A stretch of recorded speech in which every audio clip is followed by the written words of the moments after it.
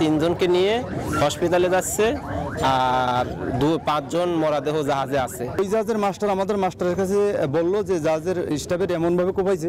চাঁদপুরের মেঘনায় থেমে থাকা কার্গো জাহাজ থেকে 7 জনের মরদেহ উদ্ধার করেছে পুলিশ ও কোস্টগার্ড। হত্যাকাণ্ডের বিস্তারিত তথ্য এবং নিহতদের নাম পরিচয় এখনো জানা যায়নি।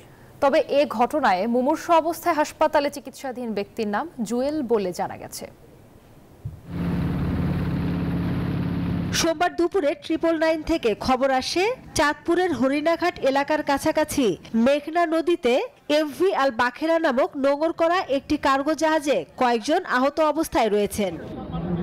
পরে নৌ পুলিশ ও কোস্টগার্ড উদ্ধার অভিযানে যায়। 5 জনকে মৃত ও 3 জনকে গুরুতর আহত অবস্থায় উদ্ধার করে চাঁদপুর সদর হাসপাতালে পাঠানো হয়।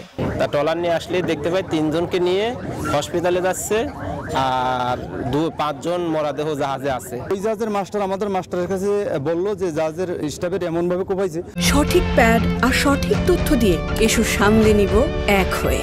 Mona Lisa sanitary napkin. যে স্টাফ সব মরে গেছে। পুলিশের ধারণা ডাকাতরা ডাকাতির উদ্দেশ্যে জাহাজে আক্রমণ করে, পরে তাদের প্রতিহত করায় ধারালো অস্ত্র দিয়ে সবাইকে আঘাত করা হয়। আমরা 2টি মোবাইল উদ্ধার করেছি এবং মোবাইলের সংশ্লিষ্টতা ধরে আমরা সম্পূর্ণ ঘটনা উদ্ঘাটন করতে সক্ষম হব, এটা আশা করছি। জাহাজে থাকা 8 জনের সবারই গলা ধারালো অস্ত্র দিয়ে কাটা।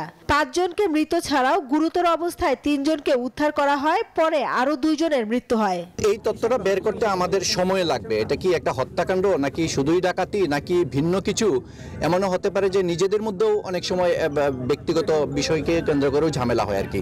তা আসলে এটা এই মুহূর্তে বলা সম্ভব না, এটা শুধু আমাদের তদন্তের পরই আমরা বলতে পারবো। এই ঘটনায় জড়িতদের খুঁজে বের করতে আইন শৃঙ্খলা রক্ষা বাহিনীর সদস্যদের নির্দেশ দিয়েছেন জেলা প্রশাসক।